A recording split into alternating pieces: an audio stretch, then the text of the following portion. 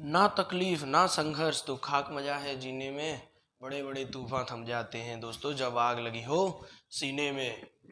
आइए हम इसी मोटिवेशनल कोड के साथ आज हम लोग अपनी क्लास को स्टार्ट करते हैं। आप बताइए आप लोग कैसे हो। मैं एकदम ठीक हूँ। आप लोग अपनी तबीयत का हाल हमारे कमेंट बॉक्स में लिखकर भेज सकते हैं। और हमारे अगर वीडियो आपको पसंद आती हो तो आप उसे लाइक करें और चैनल को सब्सक्राइब करके अपने बेल आइकन वाले घंटे को दबाएं, जिससे हमारी आने वाली वीडियो आपके पास आसानी से पहुंच सके।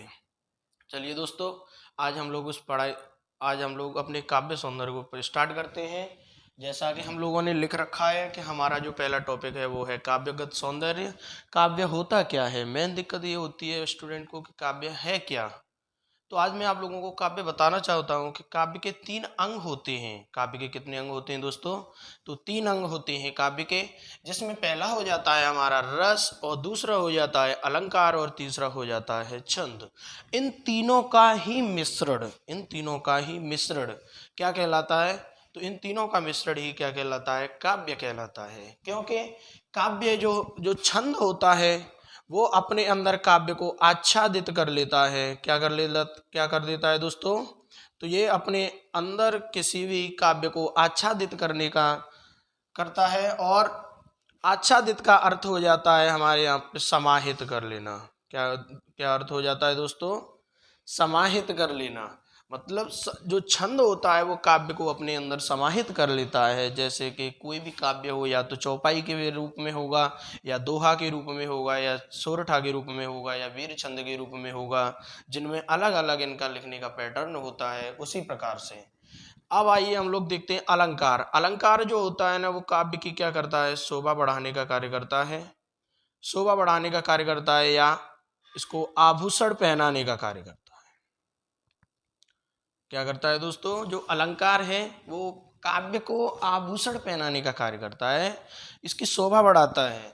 इसी प्रकार से जो रस होता है ये हमें क्या करता है, आनंदित करता है या फिर हमको क्या प्राप्त कराता है, आनंद प्राप्त कराता है। रस आनंद प्राप्त कराता है, अलंकार शोभा बढ़ाने का कार्य करता है और छंद किसी भी काव्य को अपने अंदर समाहित कर लेता है। छंद की अगर हम वास्तविक भाषा समझें तो छंद क्या करता है, छंद हमें काव्य को पढ़ना सिखाता है। छंद जो है वो हमें काव्य को पढ़ना सिखाता है, क्योंकि चौपाई की अलग लय होती है पढ़ने की। उसी प्रकार से दोहा की अलग लय होती है, वीर छंद की अलग लय होती है। इसी प्रकार से छंद हमें क्या करता है, काव्य को पढ़ना सिखाता है। और काव्य की शोभा बढ़ाने का कार्य अलंकार करता है। और काव्य को पढ़कर जो हमारे हृदय में जो अनुभूति हो जाती है वो हमारा रस होता है, जिसका शाब्दिक अर्थ हम लोग समझते हैं आनंद से समझते हैं। चलिए भाई, आज हम लोग अपना रस टॉपिक को क्लियर करते हैं। बाकी आगे वाली क्लासों में हम लोग अलंकार को और छंद को पढ़ेंगे, जो कि क्लास 9th 10th 12th और 11th तथा अन्य कॉम्पिटिटिव एग्जाम के पॉइंट ऑफ व्यू से ये बहुत ही महत्वपूर्ण क्लास रहने वाली है। क्योंकि कोई भी आप स्टेट एग्जाम उठा के देख लीजिए, चाहे यूपी पुलिस का एग्जाम हो चाहे एसएससी जीडी का हो, जहां रस पूछा जाता है, मैं जाहिर सी मैं बता सकता हूं कि जहां तक रस की बात है तो आपको क्वेश्चन बाहर से नहीं मिलेगा, यदि आपने एक बार अच्छे तरीके से इसको कंप्लीट कर लिया। और मैं कह सकता हूँ कि काव्य का सौंदर्य में जो आपके छंद हैं, अलंकार हैं और रस है, ये एक बार आप पढ़ लीजिए, जिंदगी में आपको कभी दोबारा पढ़ने की जरूरत नहीं पड़ेगी। तो कृपया आप लोग देखते जाएं और साथ साथ मेरे साथ साथ इनको लिखते भी रहें, क्योंकि आप लोग जब तक नोट्स नहीं बनाओगे, अपने हाथों से नहीं लिखोगे, तब तक वो बात क्लियर नहीं होती है। चलिए हम लोग आज समझते हैं रस क्या होता है। तो रस क्या होता है। रस का शाब्दिक अर्थ की अगर हम लोग बात करें तो रस का जो शाब्दिक अर्थ होता है उसे हम लोग कहते हैं आनंद। रस का शाब्दिक अर्थ अगर पूछा जाए, क्वेश्चन बनता है एग्जाम में कि रस का शाब्दिक अर्थ बताइए, तो रस का शाब्दिक अर्थ क्या होता है, आनंद होता है। ये किस धातु का बना हुआ है।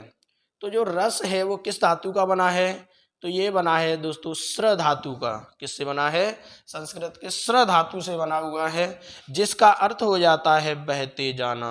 इसका अर्थ क्या हो जाता है, बहते जाना। अच्छा, अगला क्वेश्चन हमारा यहीं पे ये एक और बनता है कि ये कैसा पक्ष है। रस जो है वो कैसा पक्ष होता है। तो रस हमारा अंतरिम पक्ष होता है दोस्तों। कैसा पक्ष होता है, तो ये हमारा अंतरिम पक्ष होता है। क्योंकि आप लोग बताइए कि जब हम रस को पढ़ते हैं तो रस को पढ़ने के बाद हमारे हृदय में अंदर ही तो भाव जन्म लेते हैं कि रस हास्य रस का है तो हमें ऑटोमेटिक हंसी आने लगती है।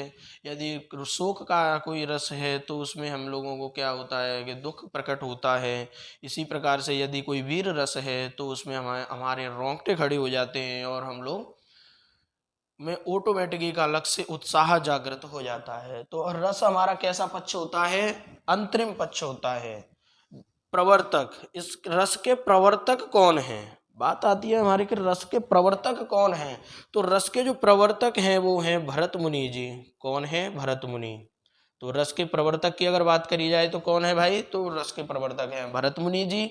अच्छा, भरत मुनि जी ने सबसे पहले रस की व्याख्यान कहाँ पर किया था? तो इसको सर्वप्रथम इन्होंने दिखाया था अपने नाट्य शास्त्रों में। किसमें दिखाया था दोस्तों? तो इन्होंने अपने नाट्य शास्त्र में सबसे पहले रसों की व्याख्या करी थी। और सबसे पहले अगर नाटक रस की जरूरत कहाँ पड़ी तो सबसे पहले रस की जरूरत भी नाटकों में पड़ी, जो कि भरत मुनि ने जी ने अपना नाट्य शास्त्र लिखा था उसमें सबसे पहले उन्होंने रस की चर्चा करी थी। जिस नाट्य शास्त्र में 36 अध्याय हैं। कितने अध्याय हैं दोस्तों? 36 अध्याय हैं। तो नाट्य शास्त्र के रचनाकार कौन है? तो भरत मुनि जी हैं। कई क्वेश्चन यहाँ से घुमा के ऐसे पूछता है कि नाट्य शास्त्र में अध्याय कितने हैं? तो 36 अध्याय हैं नाट्य शास्त्र में। अच्छा, और नाट्य शास्त्र की रचना किसने करी थी? भरत मुनि ने करी थी। रस की सर्वप्रथम व्याख्या कहाँ पे मिलती है हमें? तो वो भी हमें नाट्य शास्त्र में मिलती है। बताइए दोस्तों, है कि नहीं है इंपॉर्टेंट? कितने के कई सारे क्वेश्चन यहाँ से एक ही टॉपिक से बन जाती हैं आपके। इसी प्रकार से रस के विषय में डॉक्टर विश्वनाथ जी द्वारा एक वाक्य कहा गया था। उस वाक्य को भी कई बार एग्जाम में पूछा गया है कि वाक्यम रसात्मक काव्यम। वाक्यम रसात्मक काव्यम। क्या कहा गया था दोस्तों? वाक्यम रसात्मक काव्यम। वाक्यम रसात्मक काव्यम का अर्थ क्या हो जाता है कि वो वाक्य जिसमें रस होगा वो क्या कहलाएगा? काव्य कहलाएगा। ये किसने कहा था? तो डॉक्टर विश्वनाथ जी ने कहा था कि जिस वाक्य में रस होगा, क्या होगा दोस्तों? जिस वाक्य में रस होगा वो वाक्य हमेशा क्या कहलाएगा? काव्य कहलाएगा। यानी हम लोग ऐसे भी बोल सकते हैं कि जिस वाक्य में रस नहीं है, जिस वाक्य में रस नहीं है वो वाक्य कभी भी काव्य नहीं बन सकता है। और एक और हमारा यहाँ पे क्वेश्चन बनता है दोस्तों, वो मैं उसको आपको बता दूं कि भरत मुनि ने अपने सूत्र में किस एक भाव की चर्चा नहीं करी है। तो सबसे पहले हम लोग देखते हैं कि भरत मुनि जी का सूत्र ही क्या था। क्योंकि जब तक सूत्र नहीं पता होगा तब तक हमें पता कैसे चलेगा कि उन्होंने अपने सूत्र में किसका जिक्र किया है और किसका जिक्र नहीं किया है। तो भरत मुनि जी ने अपने सूत्र, उनका सूत्र होता है विभावानुभाव, विभावानुभाव व्यभिचारी, विभावानुभाव व्यभिचारी संयोगादृश निष्पत्ति, संयोगादृश निष्पत्ति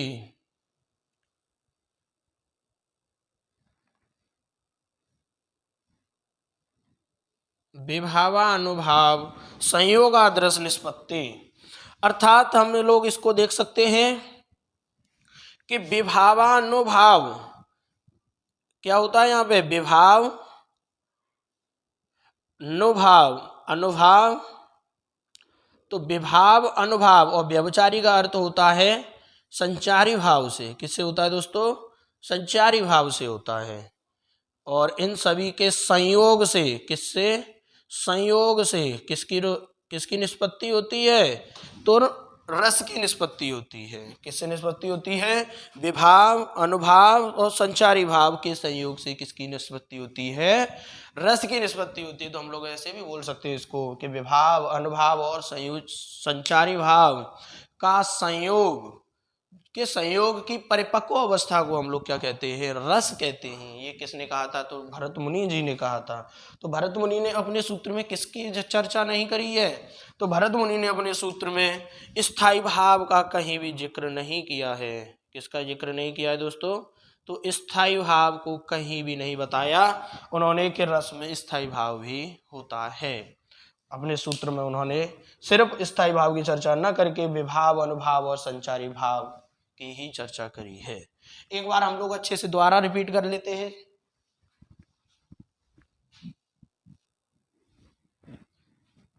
दोस्तों, हमारे यहाँ की लाइट जा चुकी है, इसीलिए थोड़ा सा अंधेरा दिखाई दे रहा होगा, लेकिन थोड़ा सा कोऑपरेट करें, कोई दिक्कत नहीं है।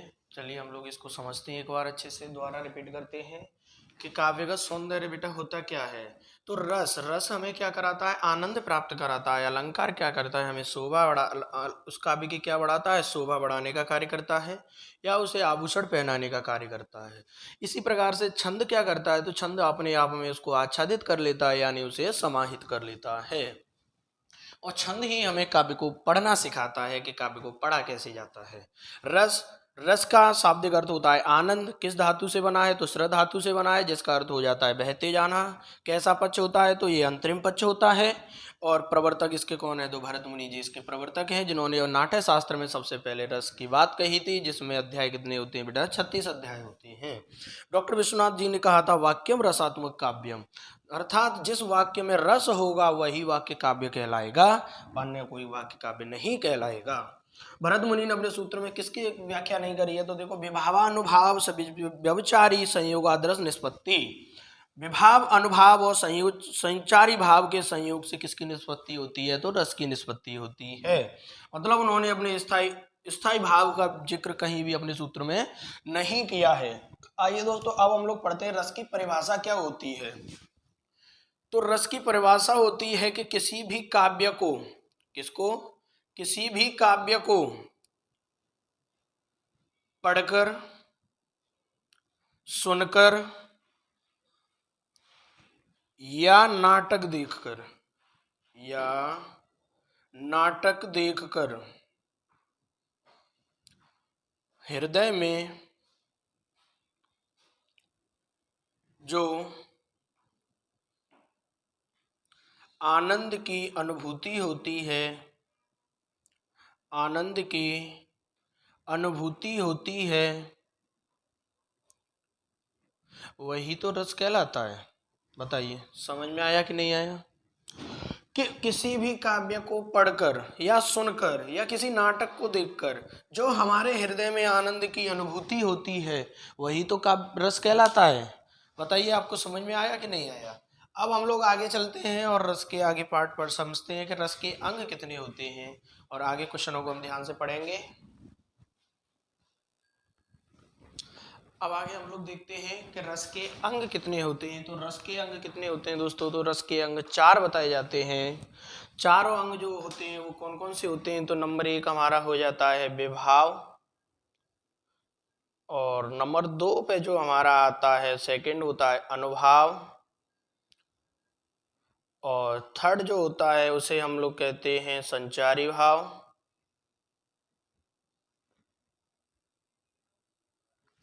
और फोर्थ नंबर पे जो होता है उसे हम लोग कहते हैं स्थाई भाव। देखिए दोस्तों, ऊपर नीचे हो सकता है, लेकिन मेरा जो पढ़ाने का तरीका है वो यही है कि मैं सबसे पहले विभाव को देखता हूँ, उसके बाद में अनुभाव, और उसके बाद में संचारी भाव तथा स्थाई भाव को देखते हैं। लेकिन कुछ लोग ऐसा होता है कि कुछ लोग स्थाई भाव से स्टार्ट करते हैं, तो इसमें आपको कंफ्यूज नहीं होना है। सिर्फ बात वही है कि हमें 4 को पढ़ना, चाहे पहले इसको पढ़ लो चाहे पहले इसको पढ़ लो, लेकिन मेरे हिसाब से पहले पढ़ने का अगर सही तरीका है तो पहले विभाव को पढ़ते हैं। चलिए हम लोग आज विभाव को देखते हैं कि विभाव होता क्या है। तो विभाव को बहुत अच्छे तरीके से समझेंगे, क्योंकि अगर ये चारों चीजें अगर आपको समझ में आ गई तो आप ये समझ लेना कि रस पर आपकी बहुत अच्छी पकड़ बन चुकी है। तो सबसे पहले हम लोग समझते हैं विभाव क्या होता है। तो विभाव की अगर डेफिनेशन की मैं बात करूं तो विभाव की डेफिनेशन बेटा ये होती है, मन में चल रहे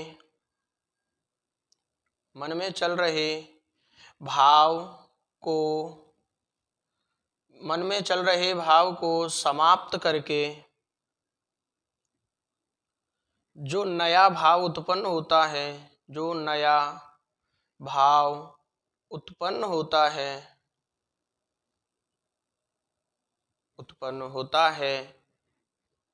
उसे विभाव कहते हैं, उसे विभाव कहते हैं।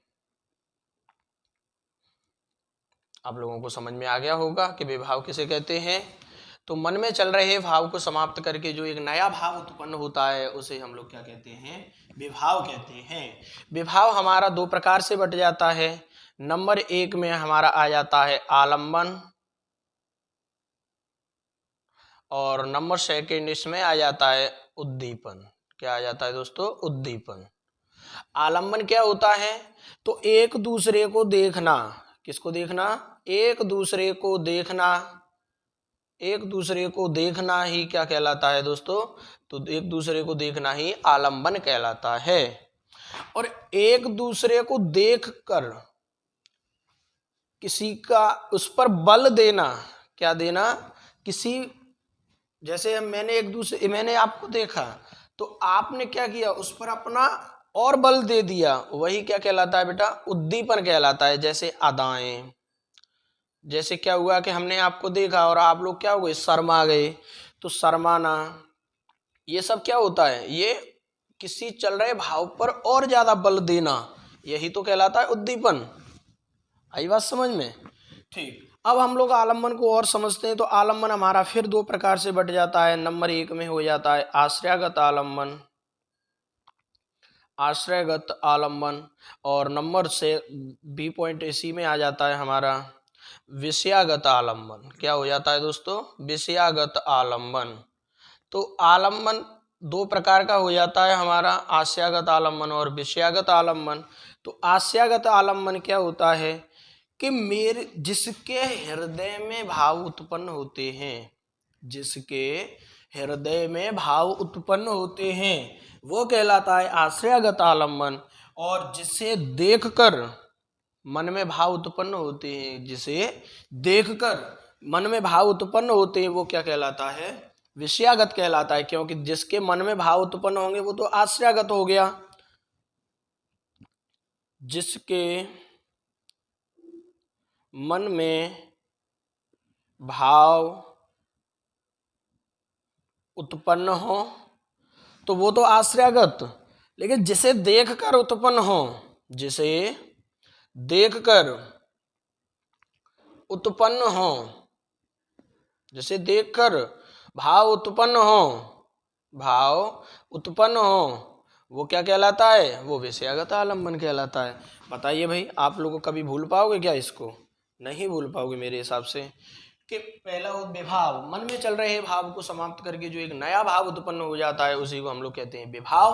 और आलम्बन क्या कहलाता है, तो एक दूसरे को देखना ही आलम्बन कहलाता है। जिस प्रकार भगवान श्री राम जब बगीचा में अपने उस बगिया में बैठे हुए थे जहाँ पर माता सीता जी पूजा करने आती हैं, तो उस समय भगवान राम ने सीता को देखा और सीता जी ने भगवान राम को देखा, तो एक दूसरे को देखना ही क्या कहलाया, आलम्बन कहलाया। और उस पर सीता जी थोड़ा सा अगर शर्म आ गई तो समझ लो वो क्या हो गया, वहां पे उद्दीपन हो गया, अर्थात उस पर थोड़ा सा और बल दे दिया। आश्रयगत आलम्बन क्या होता है, तो जिसके हृदय में जो भाव उत्पन्न होते हैं, जिसके मन में भाव उत्पन्न हो वो हमारा आश्रयगत आलम्बन कहलाता है। और विषयागत, जिसे देखकर मन में भाव उत्पन्न हो वो क्या कहलाता है, हमारा विषयागत आलम्बन कहलाता है।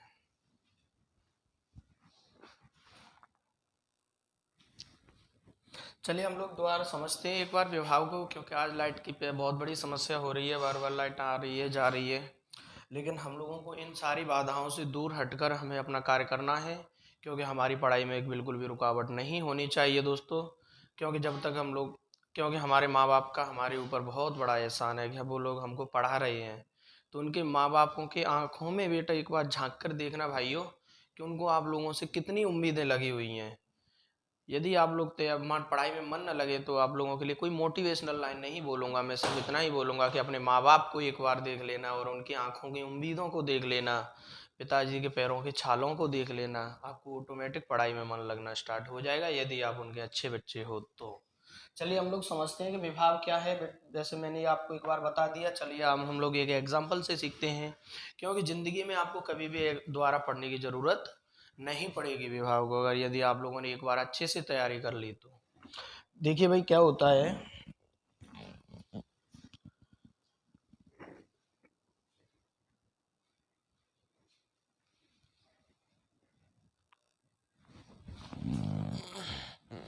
तो क्या होगा दोस्तों, देखो आज हम लोग अच्छे से विभाव को देखो सीखते हैं कि विभाव क्या है। और अगर आप लोगों ने एक बार मेरे साथ अच्छे से सीख लिया तो ज़िंदगी में दोबारा इनको सीखने की ज़रूरत नहीं पड़ेगी दोस्तों। तो देखिए विभाव क्या है। आज सुबह हम अपने घर से चले आए, हमने कहा बच्चों को आज अच्छे से पढ़ाते हैं। तो पढ़ाने के लिए जैसे ही हम लोग घर से निकले तो हमारी मैडम का क्या आ गया भैया, फ़ोन आ गया हमारी मैडम का। बोली कहाँ पर हो? हमने कहा भैया हम बच्चों को पढ़ा रहे हैं, क्लास में है, और कहाँ जा सकते हैं। कि तुम्हें दिन रात बस सिर्फ पढ़ाई पढ़ाई दिखती है, कभी हमारे लिए भी टाइम निकाला है क्या आपने कभी? कहा चलो भाई निकालते हैं, अभी बच्चों के एग्ज़ाम आने वाले हैं, बोर्ड एग्ज़ाम आने वाले हैं, कई कंपटीशन एग्ज़ाम लगे हुए हैं। तो पता है गुस्से में क्या बोली हमसे कि आना है तो आइए, नहीं हम फिर किसी दूसरे के हुए। भाई साहब जैसे ही उन्होंने इतनी बात कही कि आना है तो आओ, नहीं हम किसी दूसरे के हुए, क्या हुआ मेरे मन के अंदर भाव बदले। जहाँ मेरे मन में अभी भाव चल रहे थे कि मैं जाके बच्चों को बहुत अच्छा अच्छा पढ़ाऊंगा, बहुत खुशी का माहौल चल रहा था, और जैसे ही मैडम ने कहा कि आप आना है तो आइए, नहीं हम किसी दूसरे के हुए, तो क्या हुआ मेरे मन का भाव बदला। बदला कि नहीं बदला बताइए। तो वो जो मन का भाव, देखो मन में चल रहे भाव को समाप्त करके जो एक नया भाव उत्पन्न होता है वही तो रस कहलाता, सॉरी वही तो विभाव कहलाता है। तो बताइए मेरे मन का भाव बदला कि नहीं बदला? बदल गया दोस्तों। तो यही तो विभाव है। मैडम गुस्सा।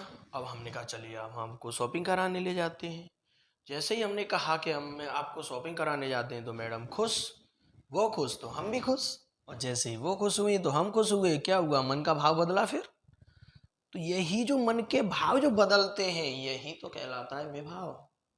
आया समझ में आपको दोस्तों? आ गया होगा मेरे हिसाब से। चलिए नहीं आया तो एक और स्टेप आगे बढ़ते हैं कहानी में, फिर देखता हूँ कि बिल्कुल अच्छे से आ जाएगा। तो हमने कहा मैडम से आप शॉपिंग मॉल पहुँचिए, हम अपनी क्लास ख़त्म करके फिर आते हैं आपके पास। तो हम अपनी क्लास को ख़त्म किया जल्दी जल्दी, हमने बच्चों से कहा भाई बच्चों देख लो ज़िंदगी का सवाल है। तो हम लोग चले और अपनी उठा के अपनी वही बुलेट को, बोले मान लो नहीं है तो क्या हुआ। तो हम अपनी मस्ती में जा रहे हैं कि भाई आज तो मैडम को शॉपिंग करानी है, उनको मनाना है। तो हम लोग अपने गाना गाते हुए चले जा रहे थे। बहारो फूल बरसाओ, मेरा महबूब आया है, मेरा महबूब आया है। भाई साहब हम अपनी मस्ती में चले जा रहे हैं, उधर हमारी मैडम क्या हुआ कि कुत्ते के बच्चे को लेके खड़ी थी।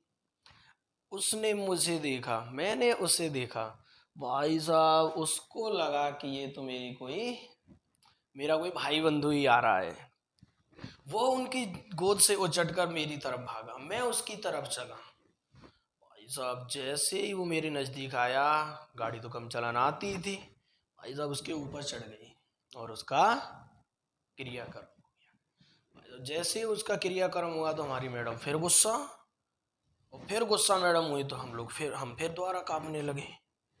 क्या है ये, अभी जो मन के अंदर भाव चल रहे थे अच्छे अच्छे, जहां मेरे अंदर अभी मन में जो गाने आ रहे थे, बहारो फूल बरसाओ, मेरा महबूब आया है, मेरा महबूब आया है। क्या हुआ इस पर बताइए। अचानक से फिर दोबारा वही दुख के संकट बादल छा गए मेरे ऊपर। तो मन का भाव बदला कि नहीं बदला? बदला। यही तो विभाव होता है। आया आया होगा आपकी समझ में। चलिए हम लोग अब आगे चलते हैं। आलम्बन। मैंने उसको देखा, उसने मुझे देखा। क्या है ये? आलम्बन है। और जैसे ही मैंने उसको देखा, वो थोड़ा सा शर्म आ गई, अदाएं, तो ये क्या है वही उसका, ये उस पर और ज्यादा बल दे दिया उन्होंने। बल दिया तो इसी को तो उद्दीपन कहते हैं। और मेरे मन के अंदर भाव जग रहे थे। किसके अंदर भाव जग रहे थे? मेरे मन के अंदर भाव जागृत हो रहे थे। तो ये आश्रयगत हो गया। और जिसे देखकर मन के अंदर भाव जागृत होते हैं, मतलब जो मेरे अंदर मन में जो भाव जागृत हो रहे थे वो किसे देखकर हो रहे थे? अपनी मैडम को देखकर हो रहे थे। तो वो क्या हो गई मेरे लिए? विषयागत आलम्बन हो गई। बताइए दोस्तों आपको समझ में आ गया होगा। इसी के साथ मैं आज की वीडियो अपनी इतनी ही रखते हैं क्योंकि वीडियो बहुत लंबा खिंचता हुआ जा रहा है।